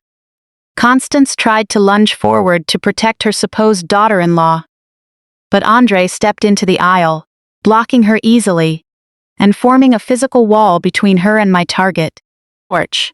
I looked Lily dead in the eye and told her that her high-paying contract with Spencer had officially expired. I raised my right hand, extending a single sharp fingernail. Lily squeezed her eyes shut, letting out a terrified whimper. With a swift, precise motion, I popped the front of her tight maternity dress. The sharp edge of my nail sliced through the thin fabric, puncturing the high-grade silicone prosthetic underneath. A sharp pop echoed through the quiet VIP section. It was followed immediately by the loud, escaping hiss of air. Constance and Edward watched in absolute, soul-crushing horror as the firm, perfect baby bump deflated rapidly, flattening completely against the escort's waist. The loud hiss of escaping air seemed to stretch on for an eternity in the dead silence of the VIP area. The deflated silicone shell hung loosely beneath the torn designer evening gown, like a discarded pathetic joke. Lily frantically tried to cover her suddenly flat stomach, her face flushed red with panic. Constance stared at the wrinkled fabric, her mouth wide open, her eyes completely vacant. The reality hit her like a freight train. The grand heir she had bragged about all night didn't exist. Her worshipped elite bloodline was a complete fraud. She slowly turned her head to look at Edward. Edward's face was completely hollowed out. He had signed away the deed to his family estate, handed over $2 million in cash, and bankrupted his entire future. All for a hollow piece of silicone strapped to a hired escort. Lily didn't wait for them to recover. Knowing how dangerous a room of enraged, betrayed billionaires could be, she bent down, unbuckled her expensive heels, kicked them off, and grabbed the hem of her ruined gown. Without a single word of apology to the family she had helped destroy, she bolted. She ran barefoot across the polished marble floor, pushed through a group of stunned guests, hit the emergency exit door, and vanished into the cold night. Nobody even tried to stop her. Every eye in the ballroom turned back to the stage. Edward let out a guttural roar of pure, unbridled rage. Torch. The dignified patriarch completely snapped. He charged up the steps of the main stage, his face purple with violent fury, and lunged straight at Spencer, who was still trying to scramble up from the floor. Edward didn't care that 500 elites were watching. He grabbed the lapels of Spencer's designer tuxedo and shook him violently, screaming right into his face. Torch. Edward demanded his money back, screaming about his house, his retirement, and his ruined legacy. He ordered Spencer to transfer the $2 million back to his account immediately, commanding him to fix the disaster he had created. Spencer was completely backed into a corner. Behind him, the screen displayed the evidence of his massive fraud. Torch. His offshore accounts were frozen by the Department of Defense, his fake pregnant girlfriend had fled, and a mob of angry investors was trying to breach the stage. With nothing left to lose, Spencer's true, cold-blooded nature broke through. He didn't apologize. He didn't show an ounce of remorse for bankrupting his parents. His eyes went dark with malicious rage. Torch. He grabbed Edward's wrists, violently tearing his father's hands off his jacket. With a vicious snarl, Spencer shoved both hands into Edward's chest, pushing him away with brutal, shocking force. Edward gasped as his feet left the floor. He fell hard onto the wooden stage, his head hitting the polished planks with a sickening thud. Torch. He lay there groaning in pain, clutching his side, the wind completely knocked out of him. A collective gasp of horror rippled through the crowd. The wealthy elites who had applauded Spencer's family values speech just minutes ago watched in absolute disgust as he physically assaulted his own elderly father. The illusion of the perfect, dignified son was shattered. Torch. Spencer stood over his father, chest heaving, looking like a monster in front of the very high society he had spent his life trying to impress. Constance let out a piercing shriek. She scrambled up the stage steps, her ruined silk dress bunching around her as she knelt beside her husband. She looked up at Spencer with absolute terror. Torch. She finally realized that the golden boy she had spent her life protecting was a cold, calculating sociopath who would destroy anyone to save himself. I stood quietly near the podium, watching them tear each other apart. I didn't even have to lift a finger anymore. Their own arrogance and greed were finishing the job for me. The chaos in the ballroom reached its peak. Torch. The guards fought to keep the angry investors from storming the stage. The luxury event had degraded into a messy, humiliating public execution. Suddenly, the sharp click of heels cut through the noise on stage. Monica, who had been hiding in the back of the VIP section, realized her social universe was collapsing. Torch. She saw her father groaning on the floor, her brother exposed as a violent criminal, and prominent socialites staring at her family with pure disgust. Her country club reputation was evaporating by the second. Monica ran up the stage stairs, her face flushed with desperate panic. She didn't go to check on her injured father or comfort her crying mother. Torch. Monica only cared about saving her own status. Striding past her parents, she turned to face the angry audience, waving her hands in the air to distance herself from the disaster. She pointed an accusing finger directly at Spencer, her voice high and pleading as she screamed to the crowd. Torch. She declared that she had absolutely no idea her brother was a fraud, throwing him to the wolves as she claimed she was just an innocent victim who had been manipulated like everyone else. She wept, clutching her chest, desperately trying to use her charm to preserve her standing. But the crowd wasn't buying it, and neither was the man walking up behind her. Andre stepped forward. He didn't yell. Torch. He walked across the stage with quiet, imposing authority, past the groaning Edward and the sobbing Constance. He reached the podium, looked at me, and held out his hand. Without hesitation, I handed the microphone to my brother-in-law. This was his moment. For 7 years, he had endured the condescending arrogance of a family that treated him like hired help. Torch. Now the senior auditor held the ultimate weapon. Andre raised the microphone. His deep, resonant voice cut right through Monica's desperate crying, demanding the attention of the crowd. He pointed directly at his wife, announcing that Monica was no victim. He told the room she was just as complicit, just as greedy, and just as guilty as her brother. Torch. Monica froze, her fake tears drying up instantly. She spun around to glare at Andre, demanding he shut up and stop embarrassing her in front of her friends, trying to use the same commanding tone she had used throughout their marriage. Andre didn't back down an inch. Torch. He reached into his tailored suit jacket and pulled out a second stack of financial documents, holding them high for the ballroom and the local media to see. He told Monica that as a professional auditor, he hadn't just investigated Spencer and his Cayman Islands shell companies. He had conducted a full forensic review of their own personal marital accounts. Torch. Staring dead into her eyes, he exposed her darkest secret to the entire city. Andre explained to the audience that Spencer couldn't have maintained his massive Ponzi scheme without internal help. He revealed that for the past 6 months, Monica had been secretly and illegally skimming hundreds of thousands of dollars from Andre's hard-earned investment accounts. She had been funneling that stolen cash into Spencer's legal funds, trying to buy her brother enough time to find a loophole before his fraud collapsed. Andre listed the exact dates and amounts of the wire transfers she had made behind his back, revealing that she had even forged his signature on multiple financial authorizations. She thought she could outsmart a senior auditor, but her arrogance had left a mile-wide digital paper trail. The color drained from Monica's face. The confident country club queen was instantly reduced to a terrified, cornered thief. She lunged to grab the papers from Andre's hand, but he stepped back easily. He looked down at her with absolute disgust, calling her a pathetic parasite who cared more about designer labels and country club gossip than her own husband. Then, Andre pulled one last document from his jacket. It wasn't a bank statement. It was a thick, legally binding packet. He slapped it right into her chest.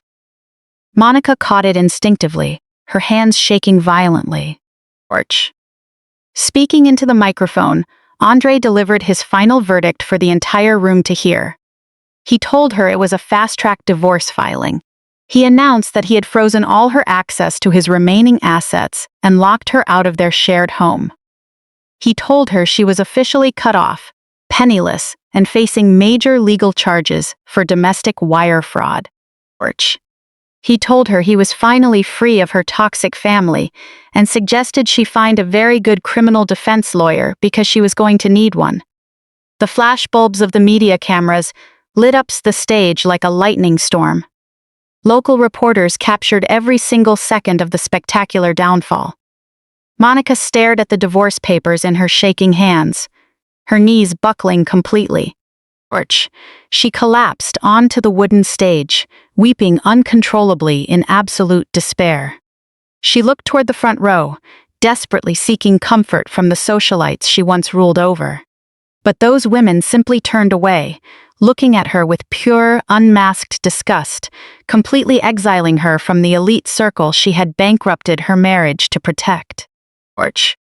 Constance wept on the floor next to Edward, who was still clutching his bruised ribs. Spencer trembled in the corner under the glares of the angry investors. The arrogant family had been completely dismantled on a public stage. For a brief moment, the only sounds in the grand ballroom were the pathetic weeping of the ruined family and the relentless clicking of camera shutters. But then, a new sound cut through the night.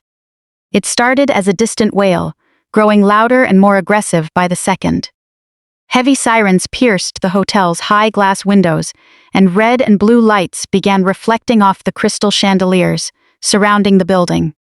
The wail of the sirens acting like a starter pistol for absolute panic. Spencer froze in the corners of the stage, watching the flashing lights dance across the walls. The angry billionaires in front of the stage were temporarily distracted, turning toward the lobby doors. Spencer knew his life was over. The financial regulators were the least of his worries now. He looked at his father groaning on the floor, his mother sobbing, and his sister clutching her divorce papers. He didn't feel a shred of remorse or family loyalty. His only instinct was pure, selfish survival. While the venue's security was occupied with the angry investors and flashing cameras, Spencer moved. Porch. He slipped out of the stage lights, jumped down the side steps, and vanished into the shadows of a service hallway. He knew the layout of the five-star hotel perfectly, having hosted dozens of corporate events here. He knew the hallway behind the ballroom led straight to the massive industrial kitchens, which opened onto the loading dock and a dark, unmonitored back alley. Porch. He ripped off his silk bow tie and threw it to the ground. He shed his tuxedo jacket, tossing it onto a catering cart to make himself less recognizable. He bolted down the narrow, dimly lit service corridor, his breath coming in heavy gasps. He could still hear the angry screams of his former clients echoing behind him, mixing with the approaching sirens outside. Porch. He thought he was a genius, executing a high-stakes escape. He believed that if he could just reach the loading dock, he could slip into the night, access a secret cash reserve, and vanish before the authorities realized he was gone. He was entirely wrong. I hadn't spent over a decade executing international military operations just to let a white-collar criminal walk out the back door. Porch. The moment the sirens started, I hadn't even looked toward the front entrance. My eyes had been locked on my target. I saw Spencer slip off the stage into the shadows, and I knew exactly where he was going. A cornered man with resources always heads for the service exits. I didn't chase after him. I didn't squeeze through the crowd of hysterical billionaires. Porch. Chasing a target through a chaotic crowd is the easiest way to lose them. Instead, I turned and calmly walked through a spare employee door, a route I had scouted the moment I arrived. It was military training 101. Always secure the perimeter and anticipate the enemy's retreat. Porch. I moved silently and efficiently through a parallel service corridor, bypassing the main kitchen entirely, and arrived at the heavy double metal doors leading to the loading dock. The air was cold, smelling of industrial cleaner. I stood directly in the center of the hallway, blocking the only exit. I adjusted the cuffs of my deep blue uniform and waited for the rat to run into the trap. Porch. Less than a minute later, Spencer burst around the corner. He was running hard, his white shirt soaked in sweat. He kept looking over his shoulder, terrified that investors or police were behind him. When he saw the exit doors just 50 feet away, he let out a long sigh of relief. He thought he had made it. He thought he was free. Then, he saw me. Porch. Spencer slammed on the brakes, his leather shoes screeching against the polished floor. He nearly lost his footing, his arms flailing before he slammed against the concrete wall to steady himself. He stared at me in absolute shock, looking as if he had seen a ghost. I stood there with my hands loosely behind my back, my posture rock solid. Porch. My gold buttons and medals gleamed under the cold fluorescent lights. I didn't say a word. I just stood there, an immovable force between him and his escape. The reality of his situation crushed him. The arrogant financial vice president was completely gone. Spencer's legs buckled, and he dropped straight to his knees on the cold, hard floor. Porch. He looked up at me, his eyes wide and bloodshot, tears mixing with the sweat on his face. He began to beg, his voice turning into a high, desperate whimper. He crawled forward a few inches on his knees, reaching out with trembling hands. He begged me to step aside, pleading for the 5 years we had spent together. Porch. He actually tried to bring up the sanctity of our marriage, crying about our vows and the life we had built. He swore he would give everything back, promising to transfer the house entirely to my name by tomorrow morning, and vowing to pay back every single penny of my $3 million retirement. Porch. He promised that if I just let him walk through those doors, he would leave the state and never bother me again. He sobbed, wiping his nose on his ruined sleeve. He told me he was terrified of going to prison, begging me to show him just a shred of mercy. The exact mercy he had denied me just hours before. Porch. He cried that his parents were ruined, his reputation was gone, and he had absolutely nothing, begging me to let him go with just the clothes on his back. I looked down at the pathetic man begging on the floor. This was the same man who had confidently handed me a forged eviction notice this morning. The same man who had tried to steal my life savings to fund a fake pregnancy scam with a hired escort, mocking me to my face. He had shown absolutely no remorse when he thought he held all the power. He was only sorry now because he had been caught, outsmarted, and publicly ruined. I didn't feel a shred of sympathy. I didn't move an inch.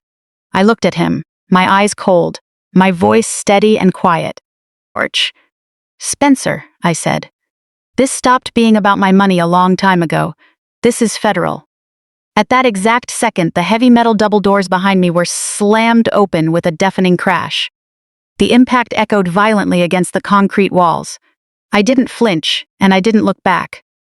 I knew exactly who had just walked through. A massive joint task force flooded the hallway with terrifying speed and tactical precision. Dozens of heavily armed federal agents in full tactical gear filled the narrow space, their heavy bulletproof vests bearing the bold yellow letters of the FBI and PSYD. The U.S. Army Criminal Investigation Division and the FBI had formed a joint operation, executing a high-level raid on the city's most exclusive corporate gala. Spencer let out a choked gasp, scrambling backward on his hands and knees, his expensive trousers dragging against the floor as he tried to shrink against the wall. The imposing federal agents moved past me with strict discipline. The lead agent, a tall, stern-faced man with a tactical radio on his shoulder, locked eyes with me as he passed. He gave me a crisp, professional nod, recognizing my deep blue uniform and knowing exactly what my cyber intelligence work had set in motion tonight. The tactical teams didn't stop in the hallway. They breached the secondary doors, pouring directly into the grand ballroom. The visual contrast was stunning. Heavily armed federal agents fanned out across the gilded, luxurious space, their heavy black tactical boots stomping over the plush carpets and spilled champagne. The angry billionaires who had been screaming for Spence blood just minutes ago froze in their tracks, and the chaotic mob of high society elites fell completely silent. The absolute power of federal law enforcement immediately controlled the massive room. Agents quickly sealed off every exit, using clear, authoritative commands to force the crowd back and clear the center aisle. But Constance still couldn't comprehend reality. Her mind completely rejected the fact that her untouchable elite world was being dismantled by federal authorities. She dragged herself up from the floor, leaving Edward groaning in pain by the VIP table. Her expensive silk dress was ruined, soaked with ice water, but her toxic arrogance remained fully intact. She actually believed her country club status put her above the law. Constance marched right up to the lead FBI agent, who was directing teams near the stage. She pointed a manicured finger directly at the agent's chest. She demanded to know who gave them the authority to interrupt an exclusive, private corporate event. Raising her voice to a shriek, she claimed to be a highly prominent and respected member of high society. She threatened to call the mayor, the governor, and the police chief to have every officer in the room fired. She yelled that they were ruining her son's award ceremony and ordered the tactical team to turn around and leave immediately. The lead FBI agent didn't even blink. He wasn't intimidated by her wealth, her empty threats, or her pathetic sense of privilege. He slowly turned his head, looking down at Constance with a gaze completely devoid of warmth. He didn't raise his voice, but his tone cut through the silent ballroom like a sharp blade. He informed her that she was currently interfering with a joint federal investigation involving financial fraud and security violations. He stated very clearly that her country club membership and wealthy friends meant absolutely nothing to the United States government. The agent took a massive step forward, forcing Constance to lean back awkwardly. He coldly notified her that if she raised her voice again, or took one more step toward his officers, he would personally arrest her for obstruction of justice. He told her she would be handcuffed, dragged through the hotel lobby in front of all her elite friends, and locked in a federal holding cell before midnight. Torch. The absolute certainty in his voice completely broke Constance.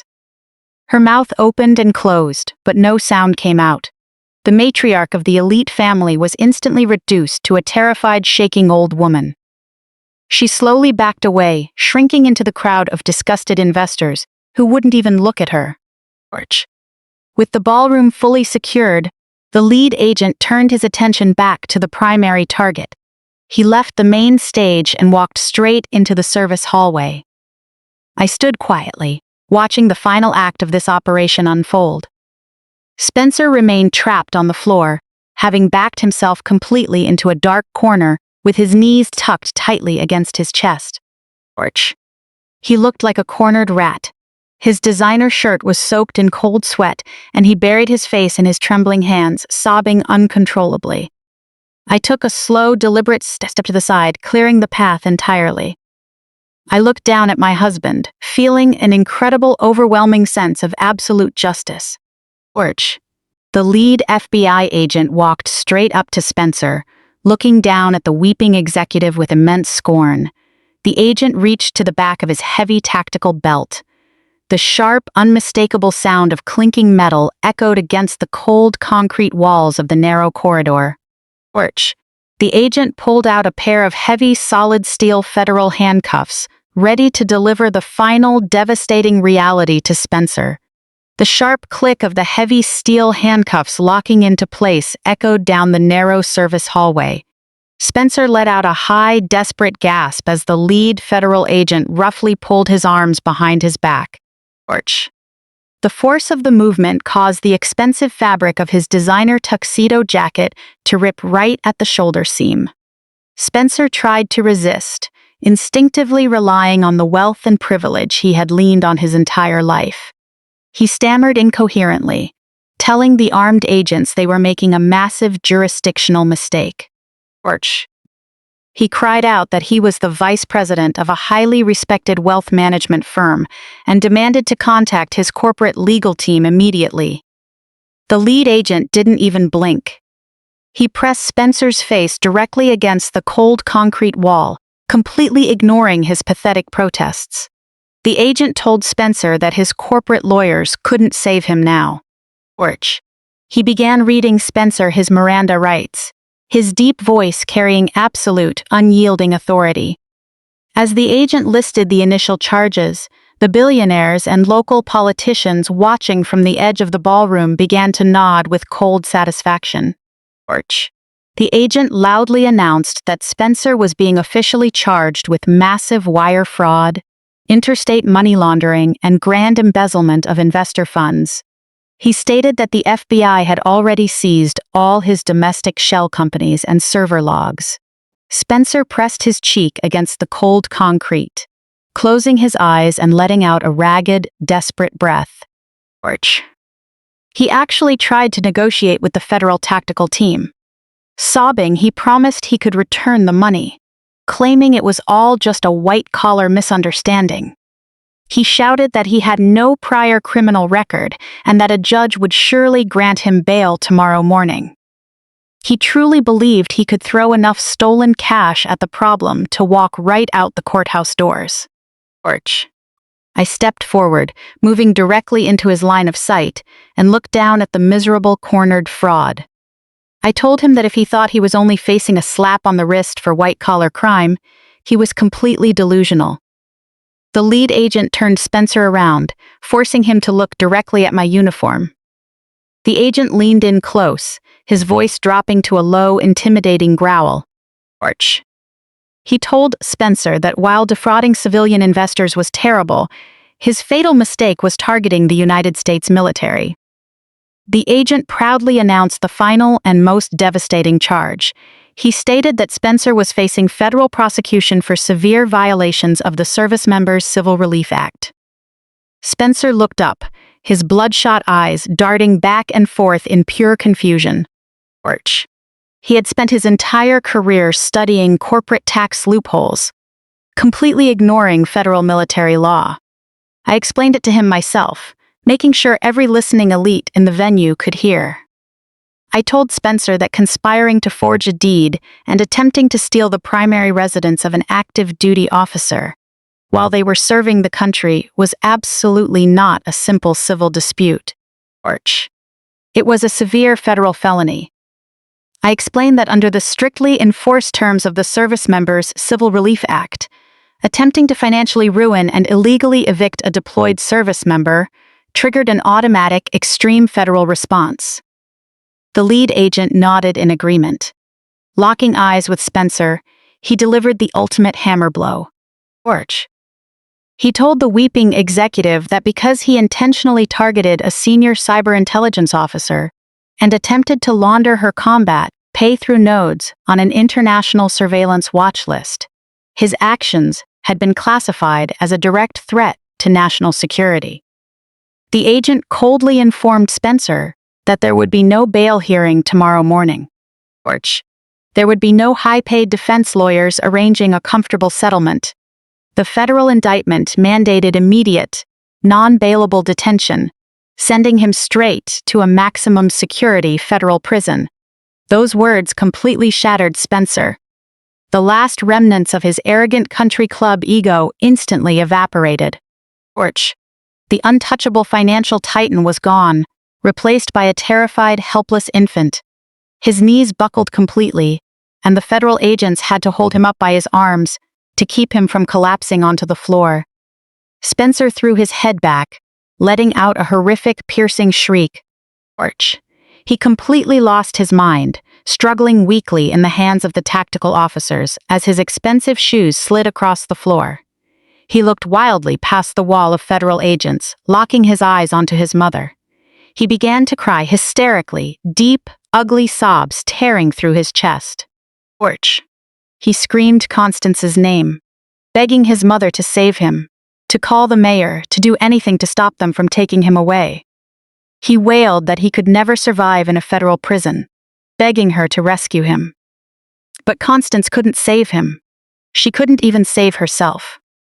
She remained collapsed on the grand ballroom floor, kneeling right next to Edward. Her ruined silk gown was soaked, and her styled hair hung messily across her face. She stared blankly at her screaming, handcuffed son with eyes completely emptied by absolute despair. The horrific truth had finally settled in. Constance and Edward had mortgaged their massive family estate for $2 million. They had handed every single penny of their wealth to a lying son, who used it to hire an escort with a silicone stomach. Their sacred family bloodline was a joke. Their life savings were swallowed into a frozen federal watch list account. Their flawless social reputation had been brutally slaughtered in front of 500 of the wealthiest people in the city. They were officially broke, homeless, and completely ruined. Edward clutched his bruised ribs, tears of pure humiliation streaming down his wrinkled face.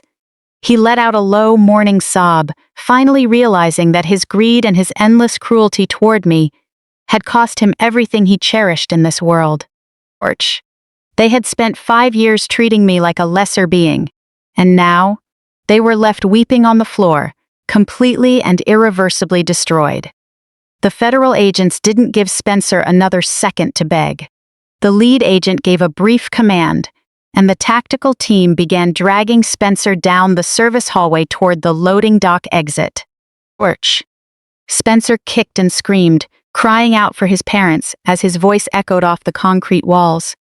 I stood completely quiet in my immaculate deep blue uniform, watching the heavy metal doors slam shut behind him, sealing his fate forever. The heavy metal door shut with a deafening, dull thud. That final, echoing impact sealed Spencer firmly under federal custody and completely severed any hold he had over my life. I stood quietly on the polished stage, taking a long, deep breath. The suffocating tension that had gripped the grand ballroom for the past hour finally dissolved. The sheer shock of the tactical federal raid began to fade, replaced by a massive wave of realization washing over the 500 elite guests. The billionaire investors and local politicians no longer looked at me with judgment or scorn. They looked at me with deep relief. Porch. A prominent real estate mogul, the exact same man who had been roaring at Spencer 20 minutes ago, was the first to approach the stage.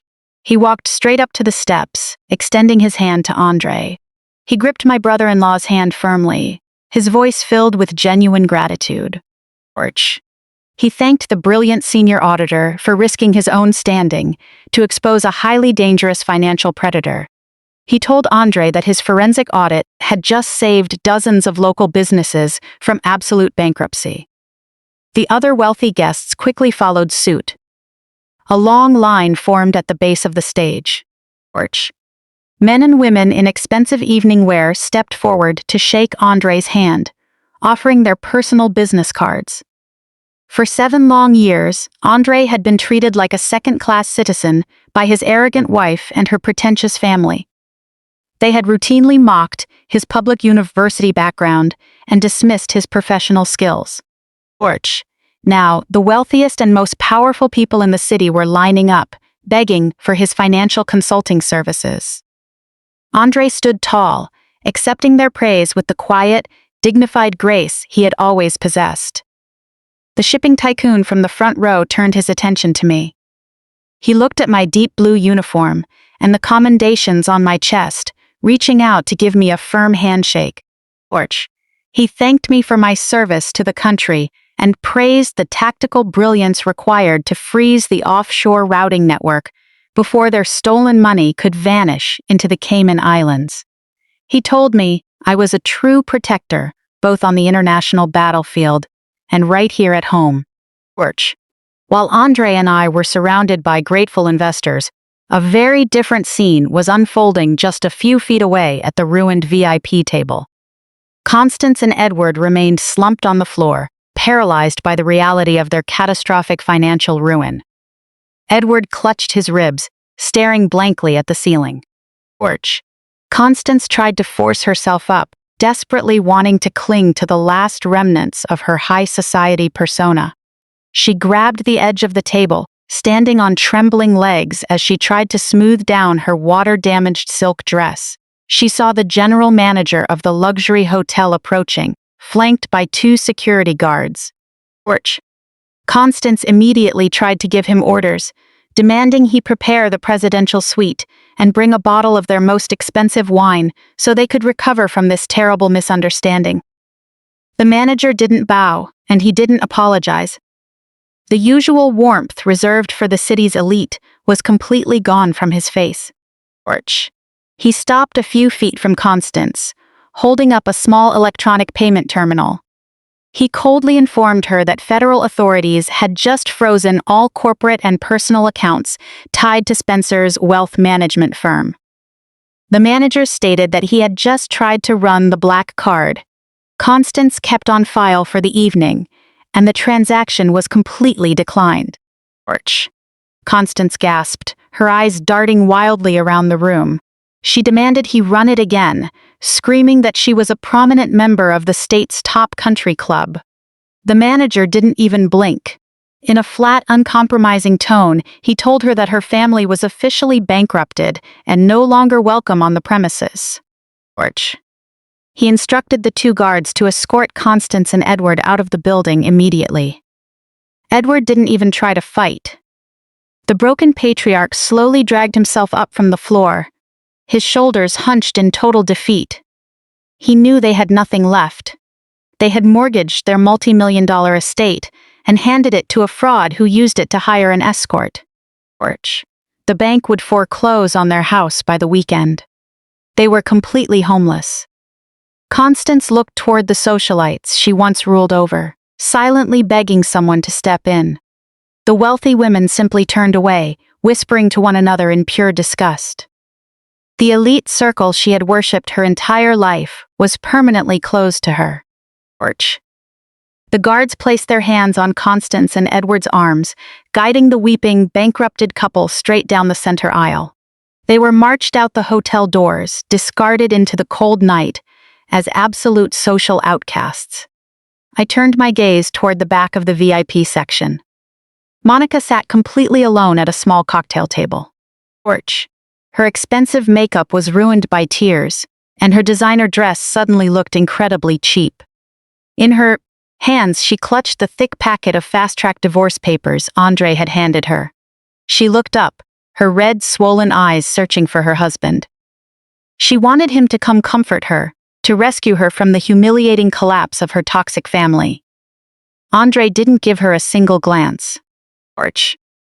He was busy discussing a highly lucrative private audit contract with a group of major investors.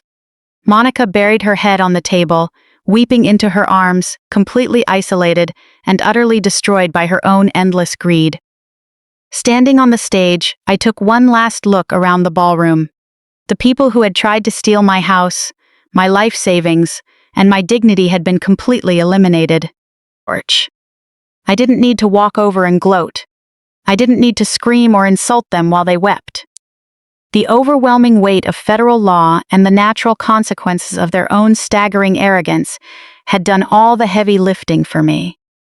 I raised my hand, carefully adjusting the collar of my uniform jacket, making sure every metal was perfectly aligned. Porch. I looked at Andre, and we exchanged one final, silent nod of profound mutual respect. We had fought a brutal battle against a family of frauds, and we had won an absolute victory. I walked down the wooden steps and headed straight down the center aisle. The crowd of wealthy elites naturally parted for me, offering respectful smiles and quiet thanks as I passed. Porch. I pushed through the heavy glass doors of the lobby and stepped into the cool, refreshing night wind, leaving the smoking ruins of my past marriage completely behind me. An entire month has passed since the flashing red and blue lights illuminated the front of that luxury hotel. The dust from that massive tactical raid has finally settled, leaving behind a city landscape completely reshaped by federal justice. Spencer is currently sitting in a cold concrete cell at a maximum security federal lockup. His high-priced corporate defense team tried everything to secure bail, but the federal judge took one look at the irrefutable evidence of his blatant violations of the Service Members' Civil Relief Act and denied the request instantly. He traded his tailored tuxedo for a standard orange jumpsuit. The man who thought he could outsmart the United States military now faces decades of mandatory prison time, entirely abandoned by the wealthy society he spent his life trying to impress. Constance and Edward aren't doing any better out here. The bank moved with cold efficiency to foreclose on their family estate.